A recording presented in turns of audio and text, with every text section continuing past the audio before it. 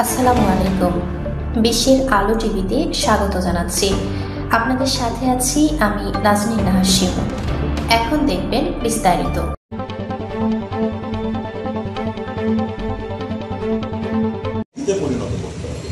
উনি প্রথম জিয়াউর রহমান সাহেব মিডল ইস্টে মানুষ পাঠানোর ব্যবস্থা করবেন, সেটা কিন্তু আজকে আমাদের অর্থনীতির চালিকা শক্তি।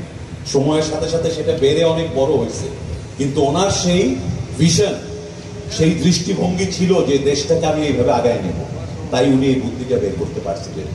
এইরকম কাজ বিএনপি ইতিহাসে করছে, তাহলে আপনি তাকে বিশ্বাস করতে পারেন যে সে পারে এগুলা কাজ করতে। সে এমন রাষ্ট্রীয় নীতি তৈরি করতে পারে যে নীতির ফলে আজকে 40 বছর পরেও জিয়াউর রহমান সাহেব সেই যে একটা নিয়ম করছিলেন, সেই নিয়মের বেনিফিট আমরা প্রত্যেকে পাচ্ছি। আমাদের প্রত্যেকের ঘরে ঘরে বিদেশে কষ্ট করে চাকরি করা ভাইরা আছে না, সব ঘরে ঘরে আছে। এটা কিন্তু জিয়াউর রহমান সাহেবের একটা পলিসি, একটা নীতি। গার্মেন্টস এলসি বইলা কোনো জিনিস ছিল না বাংলাদেশে। জিয়াউর রহমান সাহেব যারা ব্যবসা করেন জানেন, উনি প্রথম এলসির পদ্ধতি তৈরি করেন, সেই জন্য গার্মেন্টসটা হইল। এলসি না থাকলে গার্মেন্টস নাই। আজকে আপনি এলসি বন্ধ করে দেন, গার্মেন্টস ব্যবসা বন্ধ।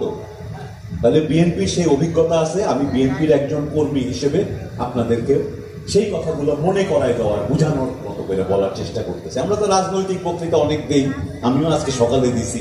কিছুক্ষণ আমাদের বিরোধী দল সম্বন্ধে সমালোচনা, কিছুক্ষণ চিৎকার করব। আমার কাছে মনে হয়েছে আপনারা ব্যবসায়ী মানুষ, আপনারা সবই বোঝেন, প্রতিদিন আপনারা সবকিছু দেখতে পান সমাজে কি হচ্ছে। তো আমার ভাবনাটা এইভাবে আপনাদের সাথে এই জন্য শেয়ার করলাম। দলটাকে বেছে নিবেন এইভাবে। বিএনপি ছাড়া এই মুহূর্তে আসলে এই সংকটকে কাটায় সামনে দেশকে নেতৃত্ব দেওয়া, আমি অনেস্টলি মনে করি এই মুহূর্তে অন্তত বাংলাদেশে অন্য কোনো দল নাই। তাহলে সেই বিবেচনায় আপনাদের কাছ থেকে কি ধানের শীষের সমর্থন আশা করতে পারি? আলহামদুলিল্লাহ। দ্বিতীয় কথা, ধানের শীষ তো গেল, ওই যে একটু আগে বলতেছিলাম আপনার সন্তানের কথা, প্রার্থীটাও দেখতে হবে। সেটা বিএনপির প্রার্থী হোক, অন্য দলের প্রার্থী হোক। একটা অনেক জ্ঞানী, আপনি হয়তো ডাক্তার, ইঞ্জিনিয়ার, সাজাদপুরে অনেক আমাদের এরকম নানান মানুষ আমরা আছে। আমি মনে করি প্রত্যেক মানুষেরই বুঝ আছে, যে খারাপ না। সুতরাং আপনারা প্রার্থীটাও দেখবেন, আর আপনারা যখন প্রার্থী নিয়ে কথা বলা শুরু করবেন, দলগুলোও তখন চাপে পড়ে যাবে। আপনার দলেও দু একজন এরকম মানুষ থেকে যাবে, যত সমাজ থেকেই আসছে, চাঁদের থেকে লোক এসে তো দল বানাবো না। ফলে আমাদের দেশে আমরা যেমন আমাদের দলগুলো ভালো মন্দ মানুষ সবাই আমরা আসি, আমাদের অনেক সমালোচনা হয়, আপনারা বিবেক বুদ্ধি দিয়ে সমালোচনাগুলো ভাববেন। দুই হচ্ছে, আমাদের যেহেতু আমরা ক্ষমতায় ছিলাম, আমাদের গাড়ি চলছিল রাস্তায়, এত রাত পর্যন্ত আপনারা বসে এই কথাগুলো শুনলেন, আপনাদের অনেক ধন্যবাদ। এটার আয়োজন করার জন্য বণিক সমিতি, আপনাদেরকে ধন্যবাদ।